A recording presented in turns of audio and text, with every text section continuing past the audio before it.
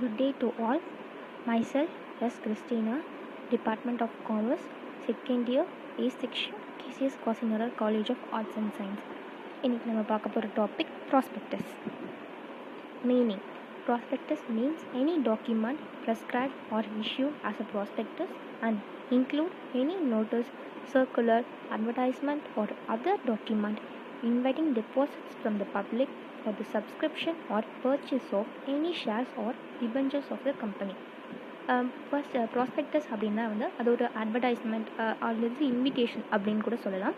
இது என்னென்னா எப்போவுமே வந்து நியூவாக ஒரு கம்பெனி ஸ்டார்ட் பண்ணுறாங்க அப்படின்னா அவங்களுடைய ஃபண்டை ரைஸ் பண்ணுறதுக்காக அவங்களோட ஷேர்ஸ் செக்யூரிட்டிஸ்லாம் இஷ்யூ பண்ணுவாங்க. அதை வந்து பப்ளிக்கு தெரியப்படுத்தணும் இல்லையா. இப்போ வந்து புதுசாக இந்த மாதிரி நாங்கள் இஷ்யூ பண்ணுறோம் அப்படின்னு சொல்லி அது தெரியப்படுத்துறதுக்காக ஒரு இன்விடேஷன் மாதிரி ஒரு அட்வர்டைஸ்மெண்ட் மாதிரி அந்த கம்பெனியோட மொத்த டீட்டெயில்ஸும் வச்சு ஒரு ப்ராஸ்பெக்டஸ் மாதிரி அவங்களுக்கு இஷ்யூ பண்ணுவாங்க. அதுதான் ப்ராஸ்பெக்டஸ்ன்னு சொல்கிறாங்க. அட்வர்டைஸ்மெண்ட் மாதிரி இஷ்யூ பண்ணுவாங்க, அதுதான் ப்ராஸ்பெக்டஸ் அப்படின்னு சொல்லி சொல்கிறாங்க. Types of prospectus: deemed prospectus, shelf prospectus, red herring prospectus.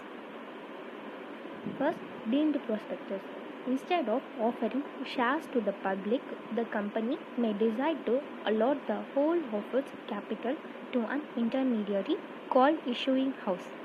Thereafter, the issuing house offers these shares to the public by an ad or circular of its own, which could not be taken as prospectus. Deemed prospectus அப்படின்னா இது prospectus மாதிரி, ஆனால் prospectus கிடையாது. அது என்ன அப்படின்னா அந்த company வந்து பப்ளிக்கிட்டேருந்து ஆஃபர்ஸை வந்து பப்ளிக்கு ஆஃபர் பண்ணுறோம் அப்படிங்கிறத அவங்களுக்கு தெரியப்படுத்துறதுக்கு டேரெக்டாக தெரியப்படுத்துறதுக்கு பதிலாக அவங்களுடைய கேபிட்டல் எல்லாத்தையுமே வந்து ஒரு இன்டர்மீடியரி இஷ்யூயிங் ஹவுஸ் அப்படிங்கிற ஒரு இன்டர்மீடியரி கிட்ட கொடுத்துருவாங்க. அந்த இன்டர்மீடியரி என்ன பண்ணுவாங்க அப்படின்னா கம்பெனிக்கும் பப்ளிக்கும் நடுவில் இருக்கிறதுனால அவங்க இன்டர்மீடியரின்னு சொல்கிறாங்க. அந்த இஷ்யூயிங் ஹவுஸ் என்ன பண்ணுவாங்க அப்படின்னா அவங்களாவே ஒரு அட்வர்டைஸ்மெண்ட் அப்படி இல்லைன்னா ஒரு சர்க்குலரை வந்து பப்ளிக்கு கொடுத்து அவங்க தெரியப்படுத்துவாங்க. இந்த மாதிரி இங்கே இஷ்யூ பண்ணுறாங்க அப்படின்னு சொல்லி அவங்க தெரியப்படுத்துவாங்க. இந்த மாதிரி ஷேர்ஸ் எல்லாத்தையும் இஷ்யூ பண்ணுறாங்க அப்படின்னு சொல்லி இது அவங்களாவே அந்த இஷ்யூயிங் ஹவுஸாகவே இந்த அட்வர்டைஸ்மெண்ட் இஷ்யூ பண்ணுறதுனால அது வந்து ப்ராஸ்பெக்டஸாக கன்சிடர் ஆகாது. அதனால தான் இதுக்கு டீம்டு ப்ராஸ்பெக்டஸ் அப்படின்னு சொல்கிறாங்க. Next, shelf prospectus. It means a prospectus respect of which the securities are issued in one or more issues over a certain period without the issue of a further prospectus. The validity period of such shelf prospectus shall not exceed 1 year from the date of opening of first offer of security. Shelf prospectus na enna இந்த ப்ராஸ்பெக்டஸில் வந்து அவங்க ப்ராஸ்பெக்டஸை issue பண்ணுறதுக்கு பதிலாக அவங்க செக்யூரிட்டிஸாக one or multiple times வந்து ஒரு certain பீரியட்குள்ளே இஷ்யூ பண்ணுவாங்க without the issue of a further prospectus issue பண்ணுறதுக்கு பதிலாக இவங்க இந்த செக்யூரிட்டிஸை வந்து one or multiple times issue பண்ணி அவங்க ஃபண்டை வந்து ரைஸ் பண்ணுவாங்க. இதுதான் ஷெல்ஃப் ப்ராஸ்பெக்டஸ் அப்படின்னு சொல்கிறாங்க. அண்ட் அந்த ஷெல்ஃப் ப்ராஸ்பெக்டஸோட வேலிடிட்டி பீரியட் என்ன அப்படின்னா அவங்க எப்போ from the date of opening of first offer of security. அவங்க ஃபர்ஸ்ட் ஒரு செக்யூரிட்டி ஆஃபர் பண்ணுவாங்கள்ல, அது எப்போ ஓப்பன் ஆச்சோ அந்த டேட்லேருந்து 1 year வரைக்கும் தான் இந்த ஷெல்ஃப் ப்ராஸ்பெக்டஸோட வேலிடிட்டி அப்படின்னு சொல்கிறாங்க. Next, red herring prospectus. It means a prospectus which doesn't have complete particulars on the price of the securities offered and the quantum of securities offered. A company proposing to make an offer of securities may issue a red herring prospectus prior to the issue of prospectus. A company proposing to issue a red herring prospectus shall file with ROC at least 3 days prior to the opening of this subscription list. Red herring prospectus அப்படின்னா என்னென்னா இதில் வந்து அவங்க securities issue பண்ண போகிறாங்க, ஆனால் அந்த price and அந்த எவ்வளோ இஷ்யூ பண்ண போகிறாங்க அப்படிங்கிறதோட பர்டிகுலர்ஸ் எல்லாம் கம்ப்ளீட்டாக இருக்காது. அதுதான் ரெட் ஹேரிங் ப்ராஸ்பெக்டஸ் அப்படின்னு சொல்கிறாங்க. ஒரு கம்பெனி வந்து இப்போ ரெட் ஹேரிங் ப்ராஸ்பெக்டஸை இஷ்யூ பண்ண போகிறாங்க அப்படின்னா அவங்க வந்து அவங்க கரெக்டான ப்ராஸ்பெக்டஸ் இஷ்யூ பண்ணுறதுக்கு முன்னாடி தான் இந்த ரெட் ஹேரிங் ப்ராஸ்பெக்டஸை இஷ்யூ பண்ணுவாங்க. அண்ட் அந்த கம்பெனி வந்து ரெட் ஹேரிங் ப்ராஸ்பெக்டஸை இஷ்யூ பண்ணணும் அப்படின்னா அவங்க 3 டேஸ்க்கு முன்னாடி அவங்க சப்ஸ்கிரிப்ஷன் லிஸ்ட்டை ஓப்பன் பண்ணுறதுக்கு 3 டேஸ்க்கு முன்னாடி ரெஜிஸ்டர் ஆஃப் கம்பெனிஸ் கிட்ட அவங்க ஃபைல் பண்ணியிருக்கணும் அப்படின்னு சொல்கிறாங்க. Contents of prospectus. First general information, next report, then declaration. General information, ப்ராஸ்பெக்டஸில் ஜென்ரல் இன்ஃபர்மேஷன் கீழே இதெல்லாம் நம்ம மென்ஷன் பண்ணியிருக்கணும் அப்படின்னு சொல்கிறாங்க. ஃபர்ஸ்ட் என்னென்னா name, address of ROC of the company. நம்ம எந்த ஆர்ஓசியில் நம்ம கம்பெனியை ரெஜிஸ்டர் பண்ணியிருக்கோம் அப்படிங்கிறதோட நேமையும் அட்ரஸையும் அதில் மென்ஷன் பண்ணணும். Then name of company secretary, CEO, auditor, legal adviser, banker, etcetera. நம்ம கம்பெனியோட company secretary, chief executive officer, auditor, legal adviser, banker இவங்க எல்லாரோடைய நேமும் அதில் மென்ஷன் பண்ணணும் அப்படின்னு சொல்கிறாங்க. Date of opening and closing of issue, நம்ம எப்போ ஷேர்ஸை இஷ்யூ பண்ண போகிறோம் அப்படிங்கிற டேட்டையும் எப்போ க்ளோஸ் பண்ண போகிறோங்கிற டேட்டையும் மென்ஷன் பண்ணணும். Declaration about allotment refund, in case நம்ம சப்ஸ்கிரிப்ஷன் அமௌண்ட்டு அட்டைன் பண்ணலை அப்படின்னா நம்ம அலாட்மெண்ட் நமக்கு அப்ளிகேஷன் வந்ததுக்கான அமௌண்ட்டு நம்ம எப்போ ரீஃபண்ட் பண்ண போகிறோங்கிறதையும் அங்கே டிக்ளேர் பண்ணியிருக்கணும்.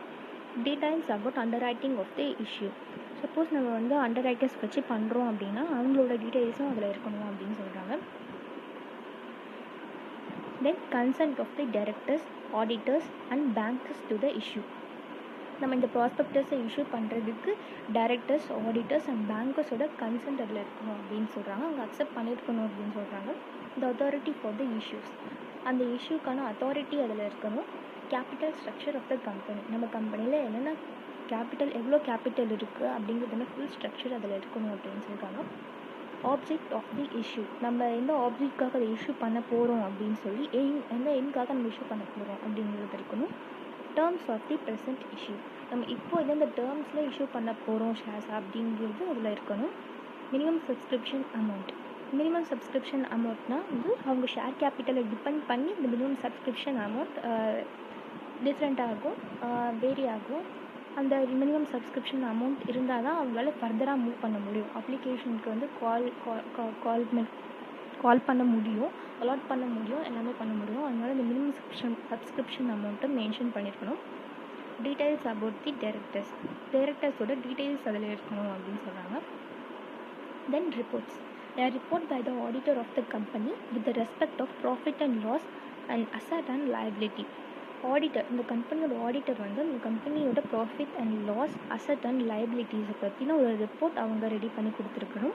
And reports relating to profit and loss for 5 financial years, அந்த கம்பெனியோட 5 ஃபினான்ஷியல் இயர்ஸோட ப்ராஃபிட் அண்ட் லாஸ் ப்ராஸ்பெக்டஸில் மென்ஷன் பண்ணியிருக்கணும்.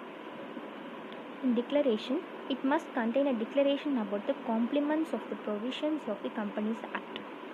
அந்த ப்ராஸ்பெக்டஸில் நம்ம கம்பெனிஸ் ஆக்டில் என்னென்ன ப்ரொவிஷன்ஸ் ஃபாலோ பண்ணுறோம் அப்படிங்கிறத மென்ஷன் பண்ணிக்கணும்னு சொல்கிறாங்க. And no prospectus must be issued by the company to the public before registration with ROC. எந்த கம்பெனியும் ஆர்ஓசி கிட்ட ரெஜிஸ்டர் பண்ணாமல் ப்ராஸ்பெக்டஸ் இஷ்யூ பண்ணக்கூடாது அப்படின்னு சொல்கிறாங்க. Then statement in lieu of prospectus. Statement in lieu of prospectus என்னென்னா, இது ப்ராஸ்பெக்டஸ்க்கு பதிலாக நம்ம ஆர்ஓசி கிட்ட சப்மிட் பண்ணுற ஒரு ஸ்டேட்மெண்ட். இது என்னென்னு பார்ப்போம். A public company has to issue a prospectus for inviting offers from the public for selling its shares and debentures. If the promoters are sure of raising capital privately, example from their friends and relatives, the company need not issue a prospectus. In this case, the company has to file with the registrar a statement instead of prospectus. என்ன சொல்கிறதுனா, இந்த எல்லா public கம்பெனியுமே prospectus issue பண்ணணும். எதுக்காக அப்படின்னா, inviting offers from the பப்ளிக்கிட்ட இருந்து ஆஃபர்ஸை வர வைக்கிறதுக்காக இங்கே ப்ராஸ்பெக்டஸ் இஷ்யூ பண்ணணும்.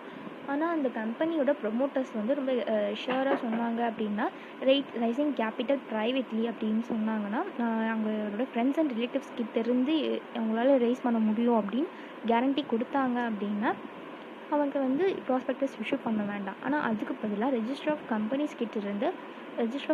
கிட்ட ஒரு ஸ்டேட்மெண்ட் கொடுக்கணும். அதுதான் statement in lieu of prospectus அப்படின்னு சொல்கிறாங்க. The following are the provisions of the act regarding this. It must be filled 3 days before allotment with ROC. இது என்ன அப்படின்னா, இவங்க 3 டேஸ்க்கு பிஃபோராகவே அலாட் பண்ணுறதுக்கு 3 டேஸ்க்கு பிஃபோராகவே ரெஜிஸ்டர் ஆஃப் கம்பெனிஸ் கிட்ட ஃபைல் பண்ணியிருக்கணும் அப்படின்னு சொல்கிறாங்க. It must contain all the provisions with included in original prospectus. Original ப்ராஸ்பெக்டஸில் என்னென்னலாம் இவங்க மென்ஷன் பண்ணியிருப்பாங்களோ அது எல்லாத்தையுமே இந்த ஸ்டேட்மெண்ட்லேயும் கொடுத்துருக்கணும் அப்படின்னு சொல்கிறாங்க. It must be signed by every director. நம்ம கம்பெனியில் இருக்க எல்லா டைரக்டரையும் இதில் சைன் பண்ணியிருக்கணும் அப்படின்னு சொல்கிறாங்க. It must also not contain any false statement. Original ப்ராஸ்பெக்டஸில் எப்படி அன்ட்ரூ ஸ்டேட்மெண்ட் இருக்கக்கூடாதோ அதே மாதிரி இதுலேயும் வந்து உண்மை இல்லாத விஷயங்களை நம்ம மென்ஷன் பண்ணக்கூடாது அப்படின்னு சொல்லியிருக்காங்க. That's all. தேங்க்யூ.